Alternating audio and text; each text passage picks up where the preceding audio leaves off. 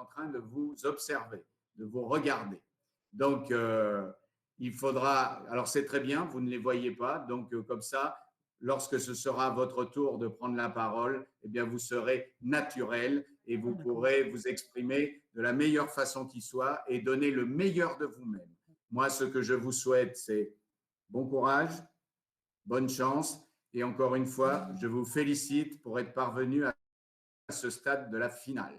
Et maintenant, je vais passer la parole à Monsieur l'ambassadeur de France ici au Honduras, Monsieur Emmanuel Pineda. Bonjour à tous, bonjour au corps professoral, bonjour monsieur le proviseur, bonjour aux élèves. Écoutez, je suis ravi de participer à cette nouvelle édition du concours ambassadeur en herbe que j'avais déjà eu à l'occasion, que j'avais déjà pu voir l'an dernier et auquel j'avais déjà participé l'an dernier. J'avais pu déjà voir l'excellence des élèves du lycée français. Alors je pense que c'est une très bonne initiative et qui vous permet de mettre en évidence toutes vos qualités, tout ce que vous apprenez au lycée, qui, comme vous le savez, est un lycée d'excellence. Et j'avais été très agréablement surpris l'an dernier par l'excellent niveau des candidats. Et je ne doute pas que cette année, il en sera de même et que nous allons avoir de très belles prestations et où vous pourrez donner le meilleur de vous-même et faire valoir toutes vos qualités. Voilà. Sans plus attendre, je vais m'arrêter là. Ce n'est pas la peine d'épiloguer, mais bravo déjà pour être parvenu jusqu'à ce stade de la compétition. Et maintenant, que le meilleur gagne. Voilà. Merci. Merci, Monsieur l'ambassadeur. Donc, nous allons immédiatement écouter la prestation de Mathieu Selbonne, élève de CM1. Et je vais tout de suite donner la parole à Mathieu Selbonne. Et je pense qu'un chronomètre va bientôt nous donner le départ. Donc, il me semble qu'il s'agit pour Mathieu Selbonne d'une lecture expressive. Oui. Eh bien, très bien. Mathieu, c'est à toi. Hola, me llamo Mathieu Selbonne, soy en CM1 au Liceo Franco de Tegucigalpa. Bonjour, je m'appelle Mathieu Selbonne, je suis en CM1 au Liceo Franco-Hondurien de Tegucigalpa. Je participe à ce concours parce que j'aime les beaux textes et les beaux discours. Extrait de la Marseillaise de la paix. Et pourquoi nous haïr et mettre entre les races ces bornes ou ces eaux qu'aborde l'œil de Dieu? De frontières au ciel, voyons-nous quelques traces? Sa voûte a-t-elle un mur? Une borne? Un milieu? Nation, mot pompeux pour dire barbarie.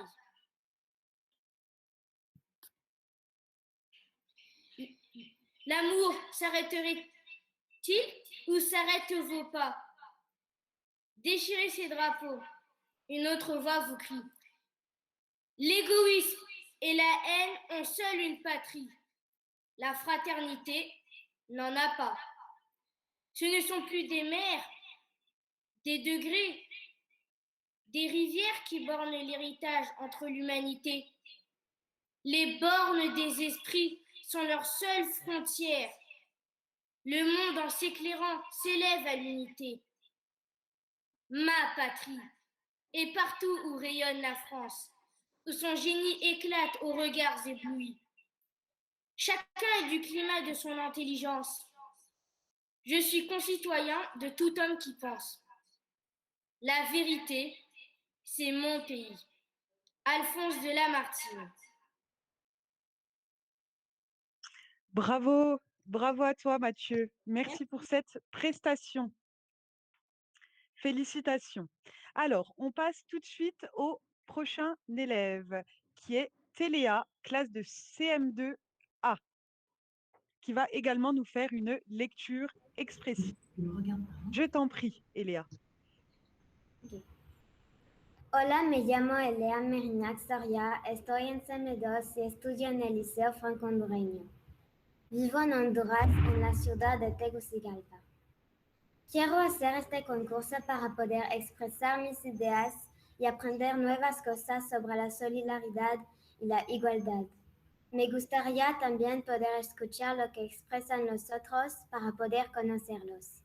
Para mí, no es una competición. Yo veo este concurso como una oportunidad de aprender y conocer a los otros.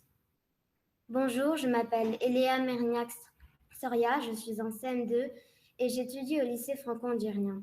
J'habite au Honduras, dans la ville de Tegucigalpa. Je veux faire ce concours pour pouvoir exprimer mes idées et apprendre de nouvelles choses sur la solidarité et l'égalité.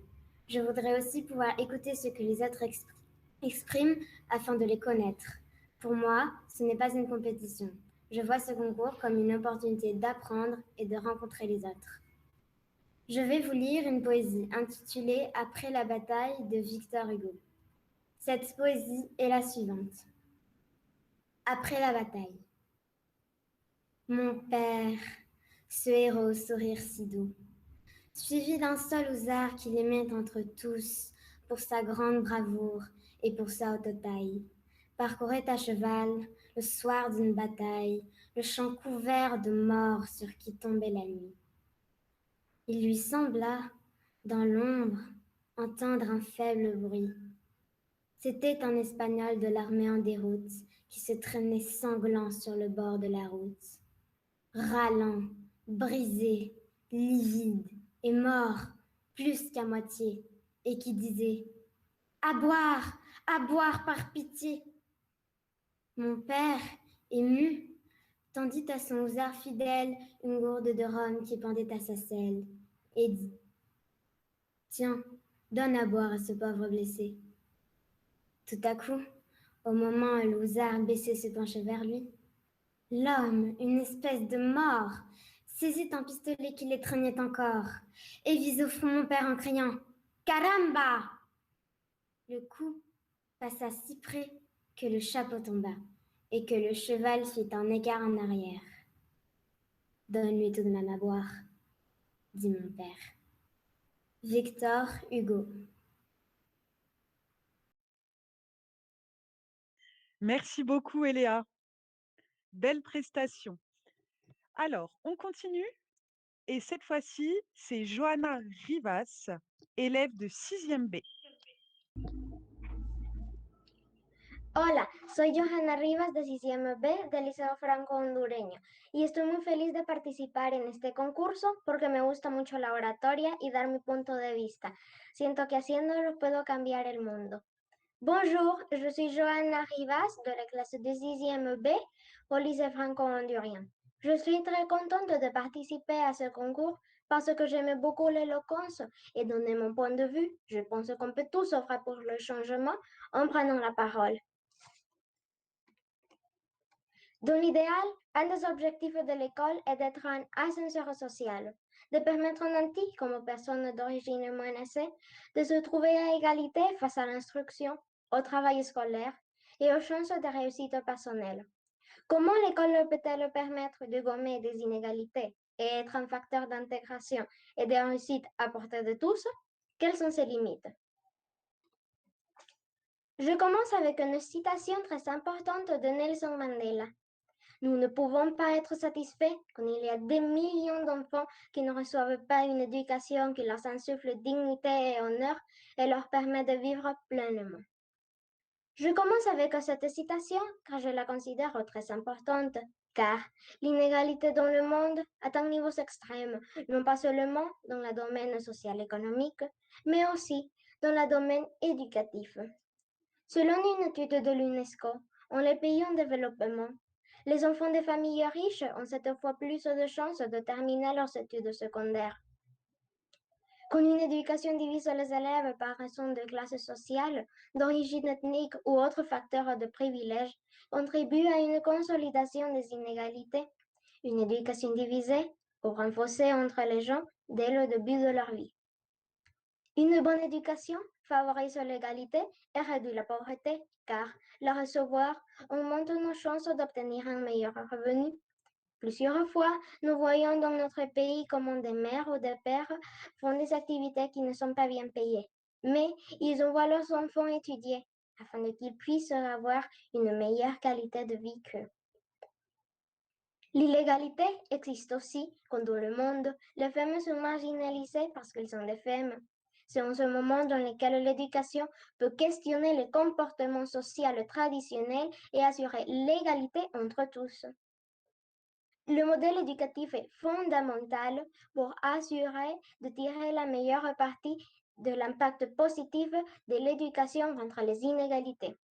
Elle doit être universelle, c'est-à-dire pour tous, gratuite, qui favorise l'égalité. Les professeurs doivent être également formés pour garantir la qualité et il doit être inclusif pour bien pouvoir répondre aux besoins individuels des élèves.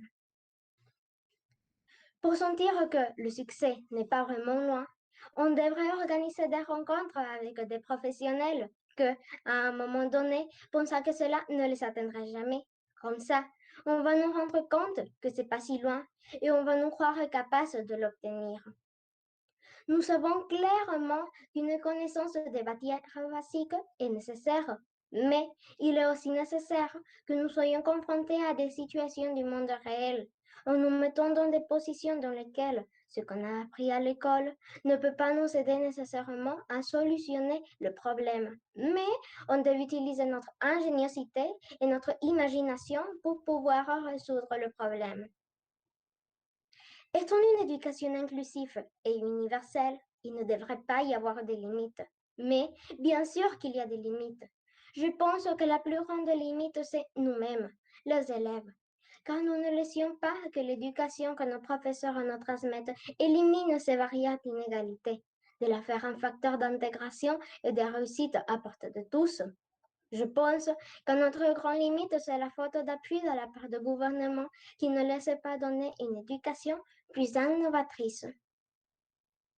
L'école peut contribuer à éliminer les inégalités, être un facteur d'intégration et de réussite à portée de tous, devenant un ascenseur social en donnant une éducation de qualité. Je termine ma participation avec les paroles de Julius Nyerere, président fondateur de Tanzanie. L'éducation n'est pas un moyen d'échapper de la pauvreté, mais de la combattre. Merci à tous pour votre attention. Merci beaucoup, Johanna. Merci à toi. Nous allons tout de suite passer au prochain finaliste, qui n'est autre que Eva Velasquez, classe de 6e B. Eva, c'est à toi.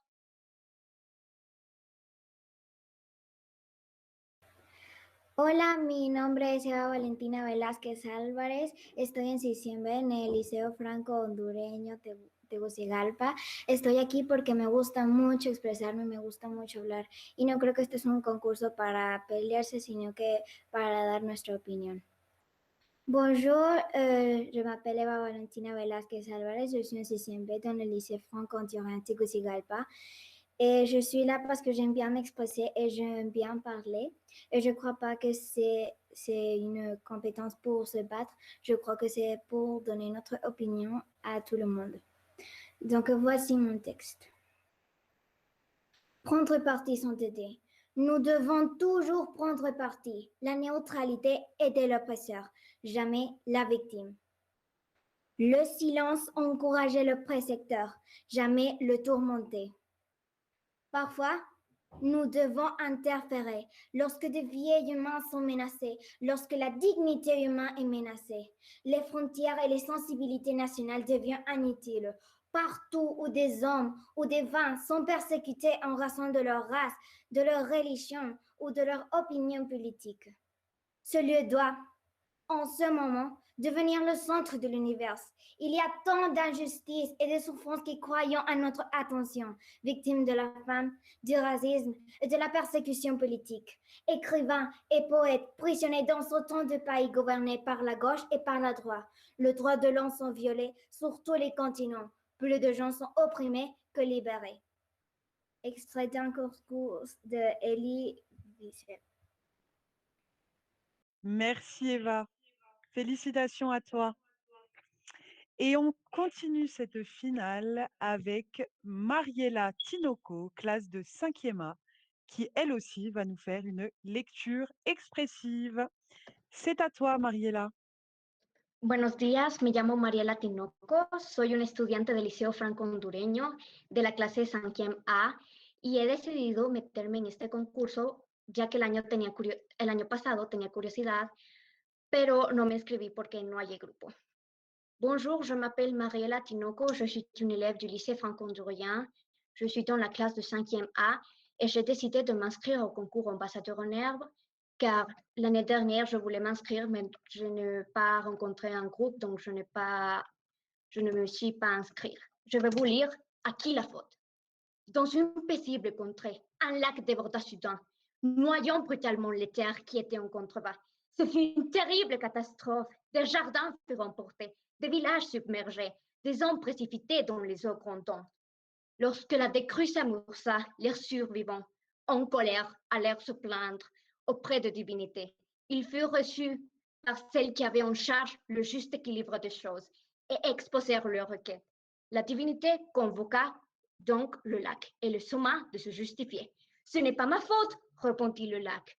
La rivière qui malement a brusquement grossi et je suis d'un conflit comme une autre. On convoqua donc la rivière. Ce n'est pas ma faute, répliqua-t-elle. Les torrents qui se jettent dans mes eaux ont cette année doublé de volume. Comment pouvais-je les retenir? On convoqua donc les torrents. Ce n'est pas notre faute, s'excusèrent-ils. Les neiges de montagne ont fondu en quelques jours seulement et nous ont grossi comme des fleuves. On convoqua donc les neiges de montagne. Ce n'est pas notre faute, plantèrent-elles. D'habitude, le sapin nous retient sur les hauteurs, mais cette année, les hommes ont coupé tous les arbres à la fin de l'hiver. Les villageois se firent alors tout petits, s'excusèrent auprès de tout le monde et reprirent leur chemin sans cœur. Michel Piqueman. Merci pour votre attention. Merci beaucoup, Mariela. Alors, on continue avec cette fois-ci Javier Cruz, élève de 3e A. C'est à toi, Javier. Muy buenos días, soy Javier Cruz, alumno de la clase de 3e A del Liceo Franco-Hondureño. Mi motivación para participar del concurso Ambassadeur en herbe es que en este concurso puedo expresar mis puntos de vista y escuchar los puntos de vista de mis compañeros. Bonjour, je suis Javier Cruz, élève de la classe de 3e A du lycée franco-hondurien. Ma motivation pour participer au concours Ambassadeur en herbe, c'est que dans ce concours, je peux exprimer mes points de vue et écouter les points de vue de mes camarades. Aujourd'hui, je cherche à répondre à la question suivante. L'éducation virtuelle durant le confinement nous a-t-elle donné un espoir pour la démocratisation de l'éducation? D'abord, on se demande qu'est-ce que c'est démocratiser l'éducation. Je commence par donner la définition du verbe démocratiser. D'après le dictionnaire Larousse, démocratiser est rendre quelque chose accessible à toutes les classes sociales, le mettre à la portée de tous. Maintenant, on peut dire que lorsqu'on se réfère à la démocratisation de l'éducation, on parle d'appliquer ce concept de démocratisation à l'éducation. Pourtant, peut-on dire que la crise du coronavirus et l'éducation virtuelle nous a-t-elle donné de l'espoir quant à la démocratisation de l'éducation? D'un côté, on peut dire que l'adoption digitale nous a bien donné de l'espoir. On l'a observé, je l'ai observé.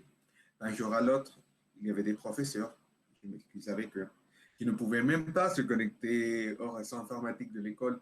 Et soudain, ils étaient en train de donner des cours à travers un écran avec quelques-uns qui n'étaient même pas dans le pays. Cela est incroyable. Et on peut dire que ce niveau d'adoption n'aurait eu lieu sans le confinement. L'adoption des nouvelles technologies est essentielle pour la démocratisation de l'éducation. Mais pourquoi? Eh bien, car l'accès à un bâtiment n'est pas toujours garanti pour tout. Et l'éducation virtuelle propose que n'importe qui, avec un dispositif connecté au Internet, ait accès à l'éducation. On peut donc dire que l'éducation virtuelle durant le confinement nous donne de l'espoir pour la démocratisation de l'éducation, car cette situation nous a montré que l'espace virtuel peut garantir l'accès à l'instruction pendant des moments difficiles, comme cette crise sanitaire, ainsi que peu importe quel est le lieu dans lequel on se trouve. Mais d'un autre côté, on peut dire que le confinement et l'éducation virtuelle ont été une malédiction pour la démocratisation de l'éducation. On est en train de vivre une transformation qui nous mène au monde numérique, mais cette évolution laisse de côté les plus pauvres. La fracture numérique, qui est définie comme l'inégalité d'accès aux nouvelles technologies, joue un rôle très important pendant ce temps. Le centre d'investigation de l'UNA estime qu'il n'y a qu'un 40% des Honduriens qui ont accès à l'Internet. Cela signifie que la majorité de la population du pays n'a pas accès au ressort le plus important de notre époque. On sait bien que l'éducation virtuelle n'est pas idéale. Parfois, on a des problèmes de connexion, des coupures d'électricité et bien d'autres incidents. Et on ne parvient pas à se présenter au cours. Cependant, ce type de problèmes sont minuscules en comparaison de ce que la majorité d'élèves au Honduras sont en train de vivre. Il y a des enfants qui doivent faire le choix d'assister aux cours ou manger. On observe des scénarios dramatiques dans lesquels des centaines de milliers d'élèves ont été obligés de quitter l'école car ils ne pouvaient pas recevoir leurs cours. Dans les cas où les élèves réussissent à recevoir ces cours, ils le font d'une manière qui est inacceptable. Par exemple, moi j'ai un ami qui ne reçoit ce cours qu'une fois par semaine. Mais pouvons-nous dire que le confinement nous a enlevé l'espoir d'avoir une éducation démocratisée? Heureusement, non. On a bien vu que le thème de la démocratisation de l'éducation n'est pas simple. Mais que peut-on conclure? Bon, bien que l'éducation virtuelle et le confinement nous rendent témoins d'un avancement en adoption technologique sans précédent, on peut aussi dire que les inégalités ont pas manqué pendant ce temps. L'espoir d'avoir une éducation démocratisée continue à exister. Toutefois, on sait maintenant que notre plus grand ennemi à vaincre est la fracture numérique. Si on élimine cela de notre plan, on sera très près d'avoir une éducation pour tous et ainsi vaincre les inégalités de notre société. Finalement, je pose une question au public. Pourquoi démocratise-t-on l'éducation? Et pour qui? Maintenant, je tends à remercier son Excellence, Monsieur l'Ambassadeur, le public et particulièrement les professeurs, car je trouve que continuer à donner des cours pendant ce temps est quand même héroïque. Merci. Merci Javier pour cette prestation. Donc nous continuons avec Irène, élève de 3e A. Irène, c'est à toi. Buenos días, me llamo Irene Gale y soy estudiante del 3º A en el Liceo Franco-Hondureño. Mis motivaciones para participar en el concurso Ambassadeur Honneur son de expresar mis puntos de vista y compartir mis conocimientos en temas actuales. Bonjour, je suis Irene Gale, étudiante de 3e A au Lycée Franco-Hondureño. Mes motivations pour participer au concours Ambassadeur Honneur sont d'exprimer mes points de vue et de partager mes connaissances sur des sujets d'actualité. C'est pour moi un honneur de participer à cette 2e phase du concours Ambassadeur Honneur et partager mon point de vue sur une question importante de l'actualité. Il s'agit de la solidarité entre les personnes durant la pandémie. En ce qui concerne la question, la solidarité est-elle renforcée entre les personnes durant la pandémie? Je vais d'abord définir quelques notions, telles que solidarité, comme les sentiments de responsabilité et de dépendance réciproque au sein d'un groupe de personnes. Je voudrais également aborder certaines situations causées par la pandémie du COVID-19. Celle-ci a entraîné une perte dramatique de vies humaines et présente un défi sans précédent pour la santé publique. Les personnes du monde entier ont dû apprendre à vivre d'une manière différente. Dès que le virus est répandu dans le monde, des messages inexacts et même dangereux ont profilé sur les réseaux sociaux, sémant de la confusion et de la peur au sein de la population. Ainsi a déclaré le secrétaire général de l'ONU, Antonio Guterres. Donc, à cause de ces genres d'informations ou ces fake news, nous avons beaucoup appris sur nous avons beaucoup avoir de la peur et aussi même de l'estigma lié au COVID-19, à l'exception de quelques cas isolés. Par ailleurs, au fur et à mesure que les gens ont été de plus en plus informés par des sources vérifiées, telles que WHO, World Health Organization, qui a conduit des études sérieuses, nous avons eu un changement de comportement et les actions de solidarité ont commencé à donner des résultats prometteurs. C'est ainsi que tout au long de cette pandémie, nous avons vu de nombreux actes de solidarité, de petite à grande échelle. Par exemple, à Nice, des jeunes viennent en aide aux personnes âgées. Grâce à eux, elles peuvent rester chez elles en toute sécurité. En outre, on peut citer la tombola solidaire, qui consiste en la collecte de fonds pour aider les personnes affectées par la pandémie. On a collecté plus d'1 million d'euros. Comme acte de solidarité à grande échelle, nous pouvons citer le Fonds de solidarité pour la riposte à COVID-19, qui a suscité la mobilisation mondiale pour lutter contre la pandémie, en rassemblant des gouvernements, des organisations et de tous les secteurs et industries, ainsi que des particuliers pour faire ensemble à cette flambée mondiale. L'Organisation mondiale de la santé a dirigé et coordonné les efforts mondiaux en appuyant les pays en matière de prévention, de détection et de réponse face à la pandémie. Les organisations ainsi que les personnes ont contribué aux efforts de lutte pour la pandémie. L'OMS est le partenaire par l'intermédiaire du Fonds de solidarité. COVID-19 a été une pandémie inattendue et on a essayé de faire face à son effet, qui a souvent impliqué de la solidarité. Le virus nous a montré qu'ils ne connaissent pas de frontières et notre réponse ne devrait pas non plus les avoir. Tous les pays sont concernés. Nous avons été contraints de rester dans notre humanité commune. C'est là que de nombreuses personnes ont fait une différence, en faisant un don ou même en aidant les gens. J'ai même vu des habitants distribuer gratuitement des masques et des gels désinfectants à des personnes qui n'ont pas d'accès ici à Tegucigalpa. La solidarité a été renforcée pendant la pandémie et le confinement. Je peux conclure. Merci. Merci beaucoup, Irène, et félicitations pour ta prestation. Nous passons maintenant à Béatrice Padilla, élève de 3e A. C'est à toi, Béatrice.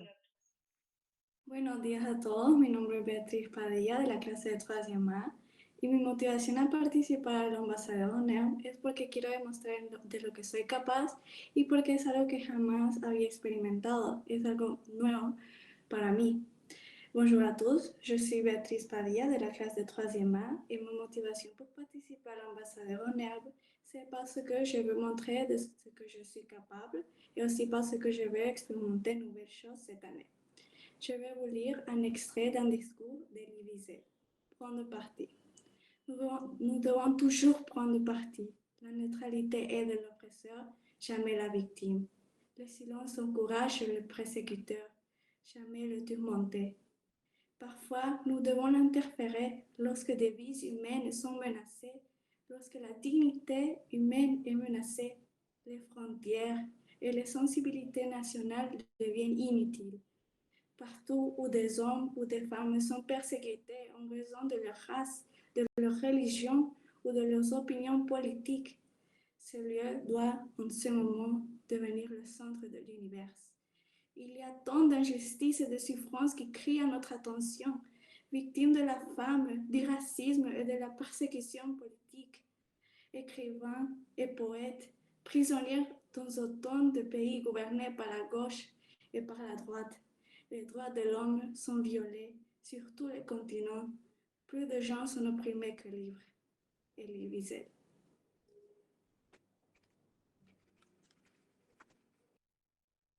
Merci beaucoup pour ta prestation, Béatrice.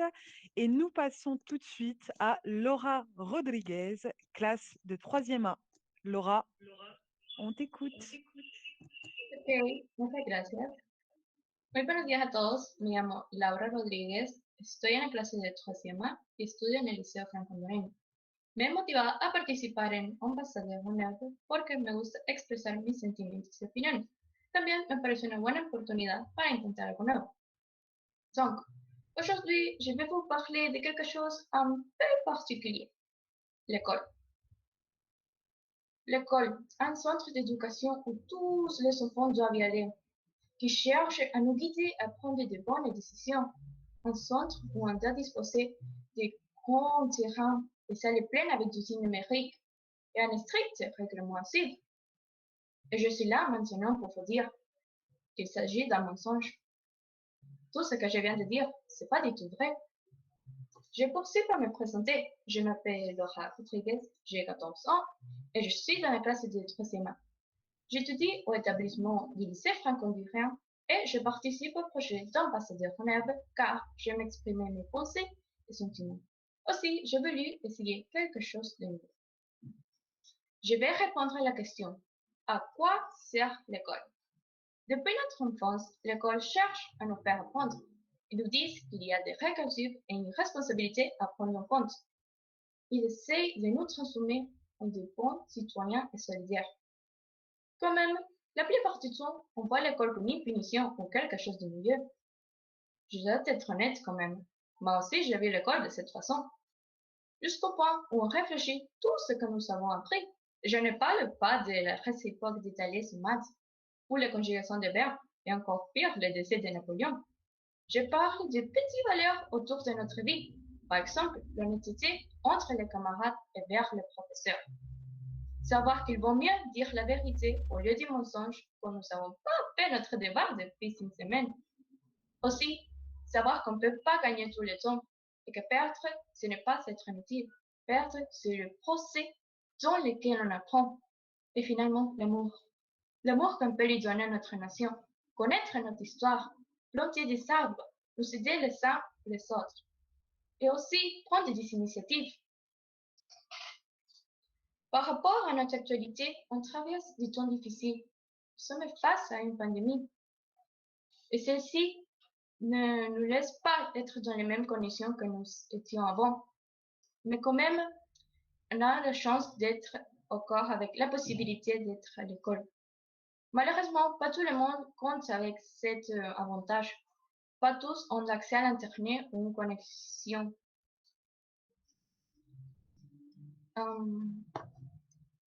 Quand même, aujourd'hui, on peut démontrer que l'école, ce n'était pas cette grande édification que nous avons connue. Nous, on est l'école. Ce n'est pas l'image ce que représente l'école. Nous, les étudiants et les professeurs, par l'envie qu'ils ont pour vouloir apprendre. Je finis par vous dire que l'école, c'est où la solidarité est mise dans un premier temps. C'est-à-dire que depuis un moment où on voit ces petits enfants pleurant, par exemple, et qu'on soit nous, ceux qui prennent l'initiative de vouloir lui parler ou l'aider, c'est notre premier acte de solidarité qui au bout d'un moment deviendra dans une amitié. Celui-ci est l'un de nos premiers sentiments au dehors de notre maison qui sont retrouvés à l'école. Notre monde serait complètement différent si on aidait à tous de la même façon qu'on aide nos amis. Merci pour votre attention et bonne journée. Merci beaucoup, Laura. Et nous passons tout de suite aux élèves du lycée. Alors, nous allons écouter Paul Carrère, élève de première. Paul, c'est à toi. Merci beaucoup.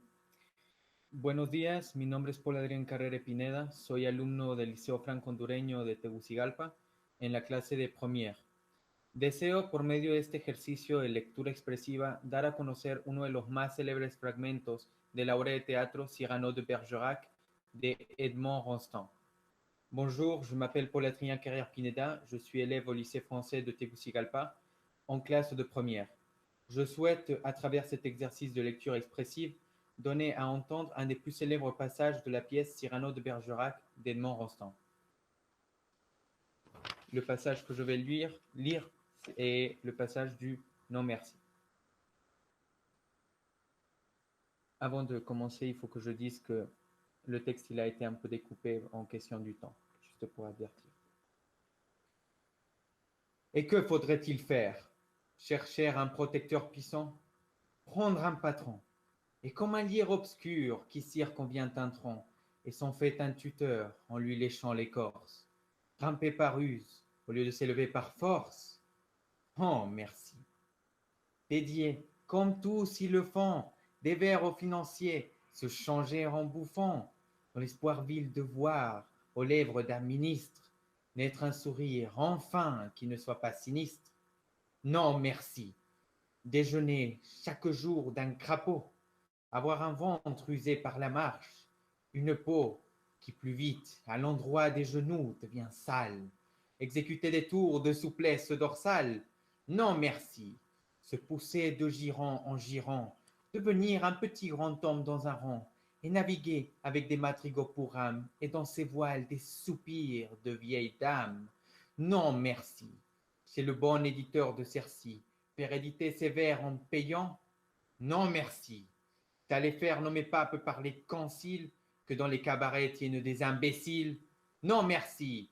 Travailler à se construire un nom sur un sonnet, au lieu d'en faire d'autres? Non, merci. De découvrir du talent comme Mazette, être terrorisé par de vagues gazettes, et se dire sans cesse « Oh, pourvu que je sois dans les petits papiers du Mercure François !» Non, merci. Calculer, avoir peur, être blême, préférer faire une visite qu'un poème, rédiger, déplacer, se faire présenter. Non, merci, non, merci, non, merci.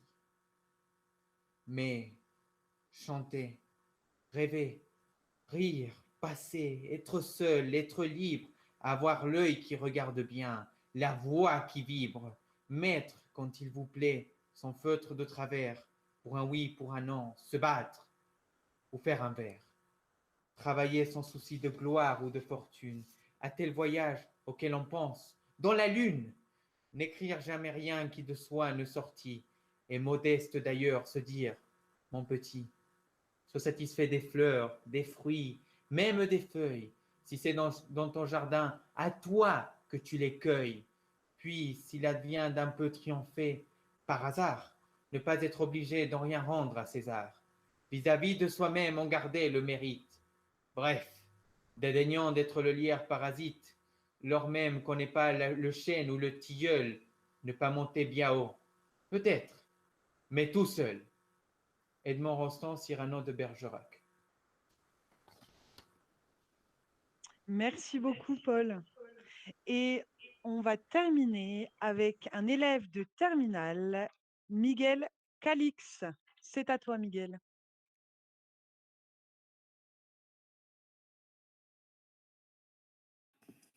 Muy buenos días, casi tardes. Soy Miguel Calix Cueva, alumno de la clase de terminal del Liceo Franco-Hondureño en Tegucigalpa, Honduras. Y he aquí mi participación al concurso de elocuencia en vaso de horneado.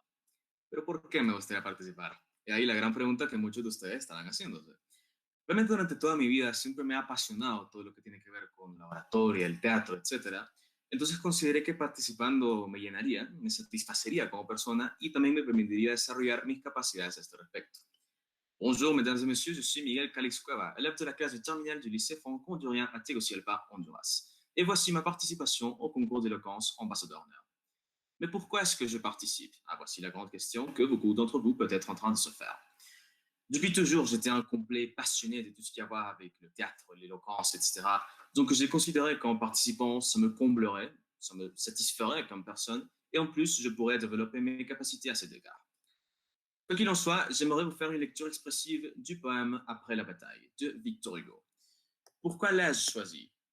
Puisque même s'il s'agit d'un poème classique, d'une grande beauté, je dois dire, je considère que le message d'humanité qu'il véhicule est très applicable aux temps difficiles que nous vivons actuellement. Après la bataille. Mon père, ce héros sourire si doux, suivi d'un seul hussard qu'il aimait entre tous, pour sa grande bravoure et pour sa haute taille. parcourait à cheval le soir d'une bataille, le champ couvert de morts sur qui tombait la nuit. Il lui sembla, dans l'ombre, entendre un faible bruit.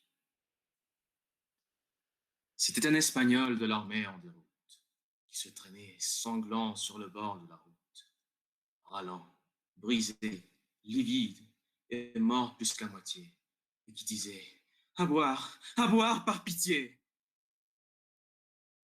Mon père, ému, tendit à son usard fidèle une gourde de rhum qui pendait à sa selle, et dit « Tiens, donne à boire à ce pauvre blessé. »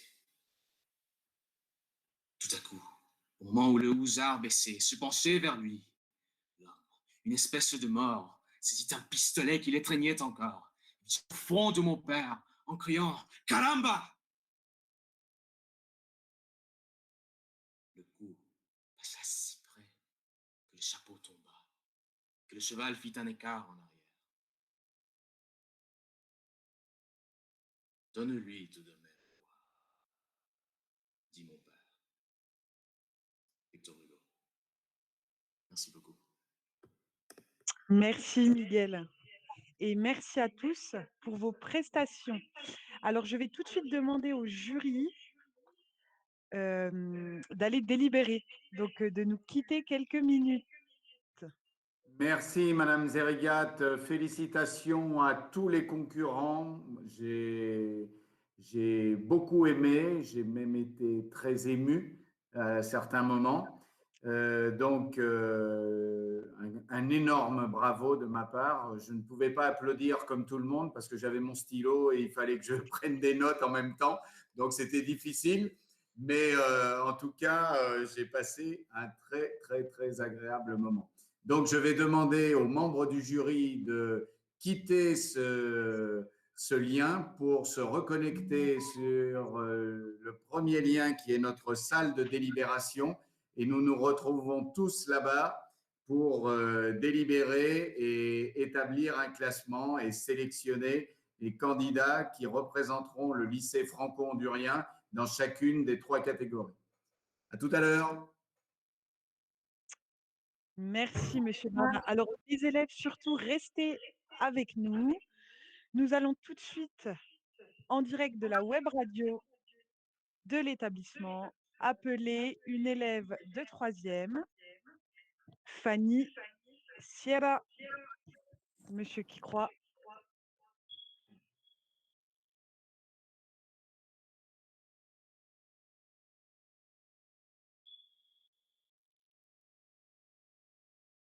Et bien sûr, je rejoins Monsieur Barna. Super prestation de tous les élèves. Félicitations à vous. Et j'ai également été très, très émue. Bravo à tous. Excellente lecture, excellente oratoire. Je suis très, très, très fière de vous. Vos familles et le public seront ravis de vous écouter. Vous avez grandi énormément dans votre expression et dans votre expressivité. Et c'est vraiment émouvant de vous écouter. Vous ne vous rendez pas à quel point ça peut être une énorme satisfaction pour tous les professeurs qui sont avec vous. Effectivement, bravo, c'est un bravo à tous et chacun. Oui, félicitations.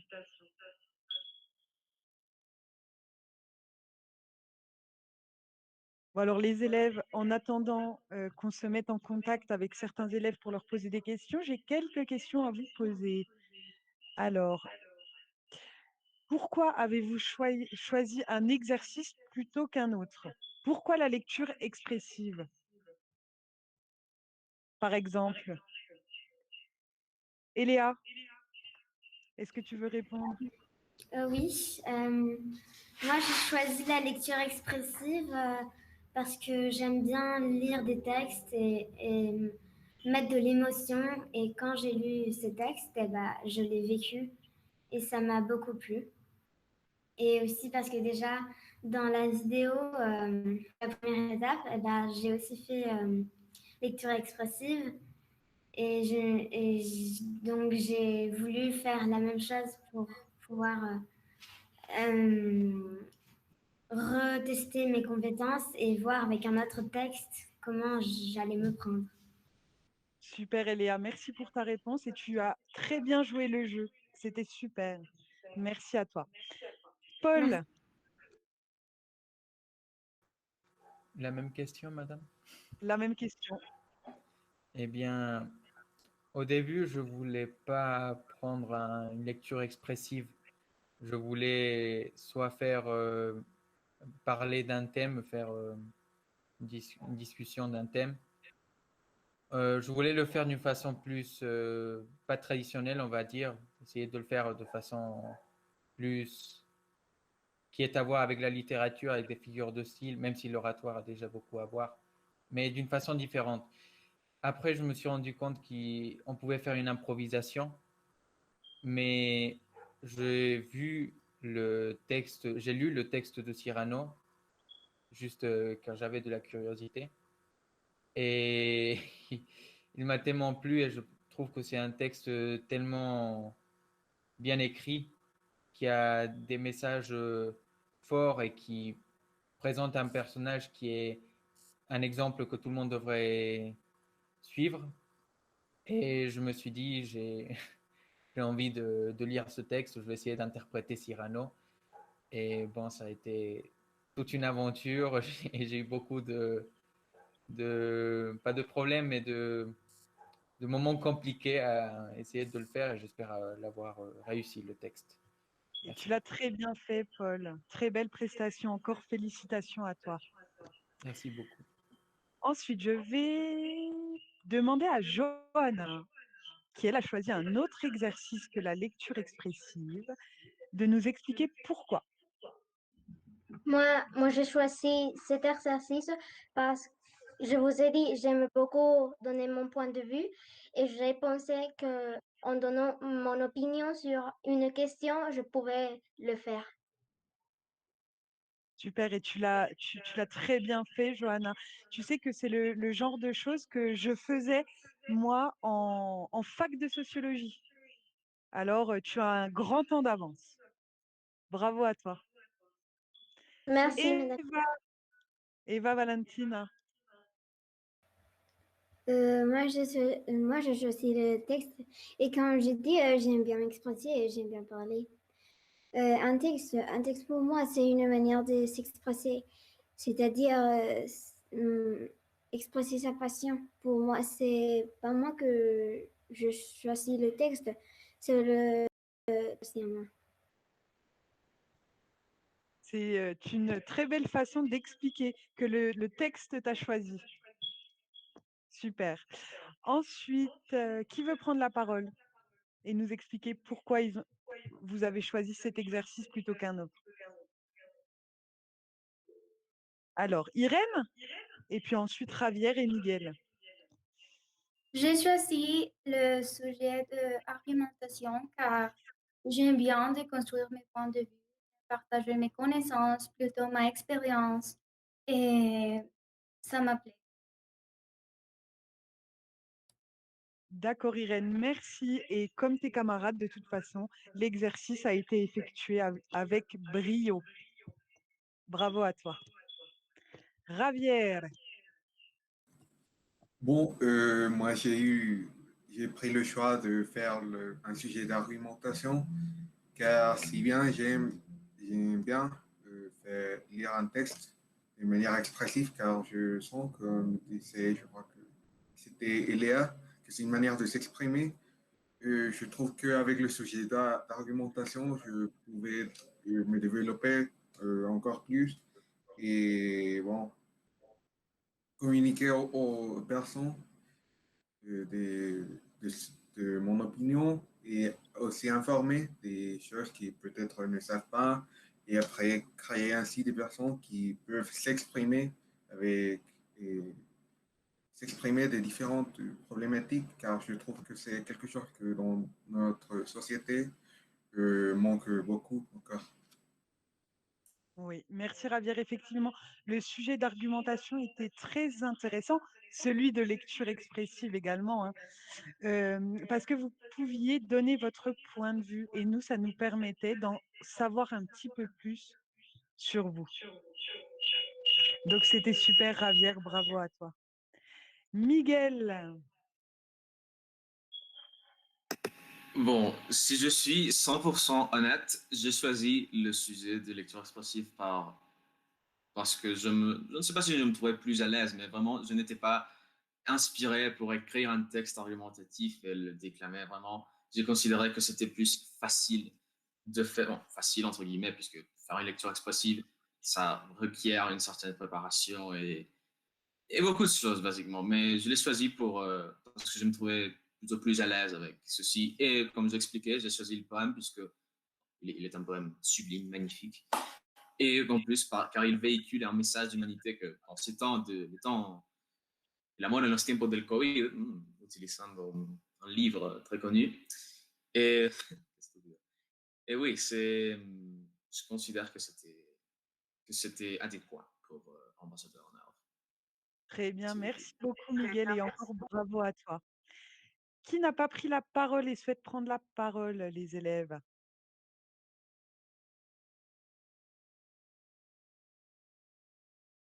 Laura, je t'en prie. Donc, par rapport au sujet que je choisis, c'était plutôt un peu plus compliqué pour moi parce que je lis toutes les autres questions et aucune m'apparaît comme complètement intéressante. Parce que je croyais que je pouvais donner quelques points, mais pas complètement bien élaboré, jusqu'au point où je lis celle-ci que je choisis à passer à l'école. C'était une question un peu courte, mais il y a beaucoup de points où on peut rapporter cette question. Donc, j'étais fière de moi pour la répondre et j'ai donné plusieurs points. Donc, c'était plutôt très, très bien de l'avoir choisi par rapport à moi. Très bien, merci beaucoup Laura et encore félicitations. Alors cette fois-ci, je vais poser une autre question. Mathieu, comment as-tu préparé la finale et comment est-ce que tu t'es senti? Bah, avant, je me sentais timide, mais après, j'étais contente. Et j'ai choisi, j'avais un doute entre l'âne et le chien comme texte et avec la Marseillaise de la paix. Et j'ai préféré la Marseillaise de la paix Et pourquoi tu as préféré la Marseillaise de la Fée? parce que je l'avais juste aimée en fait, je l'avais pris. D'accord, très bien.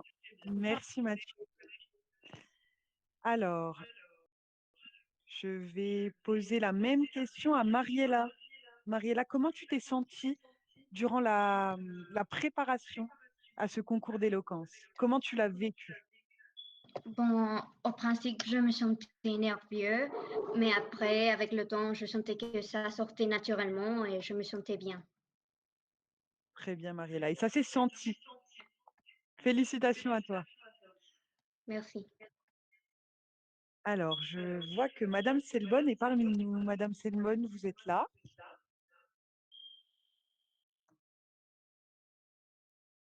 Alors, non. Non, Alors, c'est l'appareil de Mathieu. ah, c'est pour ça. Alors, Madame Leiva, vous qui avez suivi tout ça de près, la préparation d'ambassadeur en herbe, est-ce que vous pouvez nous en dire quelques mots? Ah, c'était en fait le moment de concrétiser l'effort de l'année passée, puisque l'année passée, c'était la première fois qu'on faisait ambassadeur en herbe. Et pour moi, en tant que professeur, c'était très enrichissant d'apprendre de vous, d'échanger avec vous et d'apprendre aussi des collègues qui ont participé avec moi pour vous préparer. Donc, l'année passée, c'était M. Carrère, avec qui on a travaillé toute l'année. Et puis, on est arrivé jusqu'à la finale. C'était une finale nationale. Nous sommes arrivés jusqu'à la finale nationale, puis par la suite, on a eu la pandémie du Covid. Nous n'avons pas pu aller en Colombie, mais nous devions partir en Colombie. Peut-être que quand les choses vont se rétablir, l'ambassadeur ANERB vous donnera l'opportunité à vous de participer dans des finales régionales et peut-être d'aller dans les finales mondiales. Pour les participants de cette année, ça a été un petit peu compliqué par rapport au travail à distance, mais chacun de vous a tellement mis d'efforts que ça ne pouvait qu'être un énorme plaisir de vous relire, d'écouter vos voice notes par WhatsApp, de vous renvoyer des commentaires, des notes vocales, de vous enregistrer quand vous parliez pendant les entraînements. Il y a eu une foule d'activités qui nous ont rapprochés. En fait, ça a été quelque chose qui nous a rapprochés, ambassadeur ANERB. Je vous souhaite à tous de continuer à participer dans des événements comme ça. C'est très bien pour vous, pour votre parcours en tant qu'étudiant et pour votre parcours en tant que personne, puisque apprendre à s'exprimer, c'est important dans la vie. Et vous êtes sur la bonne voie, vous vous exprimez tous très, très, très bien. Félicitations. Merci à vous, Madame Leiva. Et puis là, je pense à Miguel, par exemple. C'est un très bel exercice pour le grand oral qui aura lieu à la fin de l'année. Alors, je vais donner la parole à Monsieur Quicroix. Monsieur Quicroix, qu'avez-vous pensé des prestations des élèves? Je suis toujours très étonné de la qualité.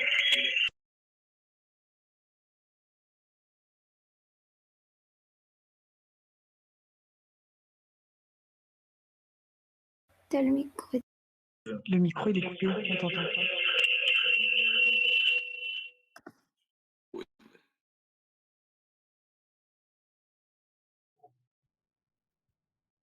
Alors, je prends la place de Sarah, c'est pas que je veux prendre sa place exactement, mais on a quelques problèmes d'internet ici. Le live a eu quelques petits soucis. Moi, je voulais vous féliciter. La plupart d'entre vous, je vous ai eu en classe ou je vous ai vu tout petit. Je vois et c'est vraiment avec grand plaisir que je rencontre une qualité, un travail et une volonté de faire bien dans vos travaux.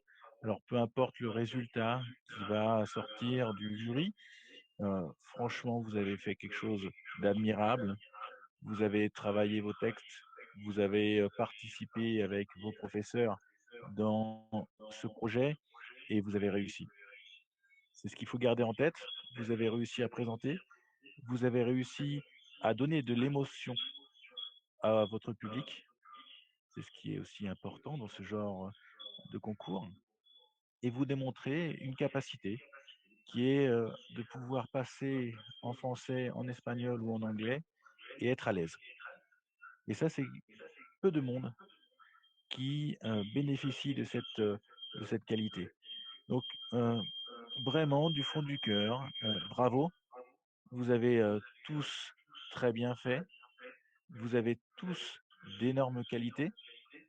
À vous de continuer de les travailler, de les amplifier, on va dire, et d'essayer de faire encore mieux la prochaine fois, même si c'est peut-être difficile pour certains, car on est proche de la perfection. Mais voilà, moi, ce que je veux vous transmettre en tant que membre du personnel du lycée français, c'est une fierté de voir des enfants s'améliorer chaque année et devenir des citoyens du monde qui ont des opinions, qui sont capables de débattre et qui sont capables d'évoluer dans différents milieux sans avoir aucun souci. Donc félicitations à tous. Et je vous redonne Sarah, qui était une maître de cérémonie idéale, pratique, rapide. Bravo Sarah.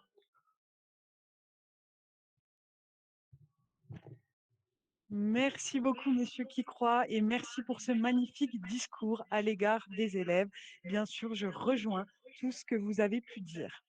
Alors, comme les jurys mettent du temps à délibérer, Eléa, je devais appeler Monsieur Mérignac. Alors, est-ce qu'il est près de toi?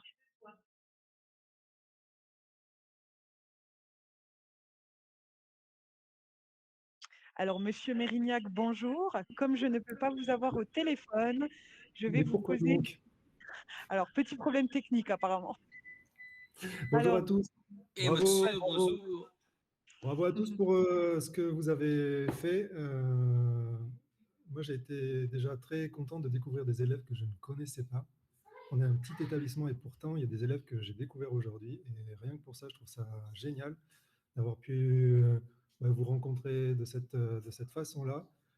J'ai l'impression que vous avez tous donné beaucoup, mis beaucoup d'énergie. Vraiment, ouais, je suis admiratif de votre travail à chacun et chacune. Là, c'est bravo, bravo, bravo. alors, donc, pour ceux qui ne le savent pas, Merci, Monsieur monsieur. Mérignac est professeur de physique-chimie au sein du secondaire. Bon, c'est également Oui, le papa d'Eléa. aussi. Voilà. Monsieur Mérignac, alors, comment s'est passée la préparation pour Eléa, la préparation au concours? Mais déjà, moi, j'étais très surpris parce que son texte d'introduction, il n'est issu que de son travail, c'est-à-dire que c'est elle qui a réfléchi, c'est elle en fait, qui s'est connectée à ce qu'elle sentait et je trouve que rien que pour ça, c'était chouette parce que c'était pas quelque chose qui était guidé, qui était encadré par les parents, professeurs qui étaient derrière, c'était pas ça. C'était vraiment elle et ce qu'elle ressentait. Donc, très bien. Je crois qu'il y a les jurys qui reviennent. Oui, le jury revient. Merci en tout cas, Monsieur Mérignac. Merci. Alors, le jury est de retour, les élèves. Je vais donc passer la parole à notre cher proviseur, Monsieur Barnat. C'est à vous. Merci. Merci, Madame Zerigat. Merci, Monsieur Kikroy, d'avoir animé et d'être à la technique en même temps. Merci aux personnes qui ont pu participer. Je crois que vous aviez un entretien téléphonique aussi avec un professeur. Voilà. Ça va, les élèves? Donc là, on croise les doigts, on attend. Alors, eh bien, on a délibéré avec le jury. Alors, 5 personnes au jury. Vous connaissiez les critères d'évaluation. Donc, chacun a obtenu une note sur 20. Je vais donner les moyennes obtenues par chacun des élèves. Et ensuite, je dirai quelles sont les mentions particulières sous forme de félicitations que le jury a souhaité attribuer aux élèves, à certains élèves, qu'ils soient qualifiés pour la finale de zone ou pas d'ailleurs, mais il y a des élèves qu'on a souhaité, je dirais, remarquer d'une façon un petit peu particulière. Alors, je vais commencer par le plus jeune, celui qui a ouvert cet exercice. Et là encore, ce n'était pas facile d'être le premier à passer dans une finale comme ça. Il y avait toujours beaucoup d'émotions à tous les niveaux, même chez les aînés, il y avait de l'émotion. Et c'est comme ça qu'on transmet aussi l'émotion. C'est parce qu'on en a soi-même. Donc, Mathieu Selbonne, élève de CM1, a obtenu une moyenne de 14,4 sur 20. Eléa Mérignac Soria, élève de CM2, a obtenu une moyenne de 16,2 sur 20. Johanna Rivas, élève de 6e, a obtenu une moyenne de 18,4 sur 20. Eva Velázquez, élève de 6e, a obtenu une moyenne de 16,8 sur 20. Mariela Tinoco, élève de 5e, a obtenu une moyenne de 15,4 sur 20. Javier Cruz, élève de 3e, élève de 3e, Javier Cruz, a obtenu une moyenne de 15,6 sur 20. Irene Gale, élève de 3e, a obtenu une moyenne de 16,4 sur 20. Beatriz Padilla, élève de 3e, a obtenu une moyenne de 13,3 sur 20.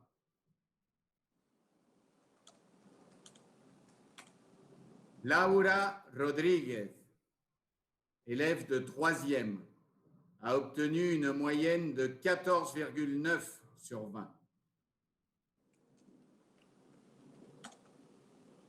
Paul Carrère, élève de 1e, a obtenu une moyenne de 18,6 sur 20. Miguel Calix, élève de terminale, a obtenu une moyenne de 19 sur 20. Alors un grand bravo, et là cette fois je pose les stylos et j'applaudis moi-même, un grand bravo à tous les participants.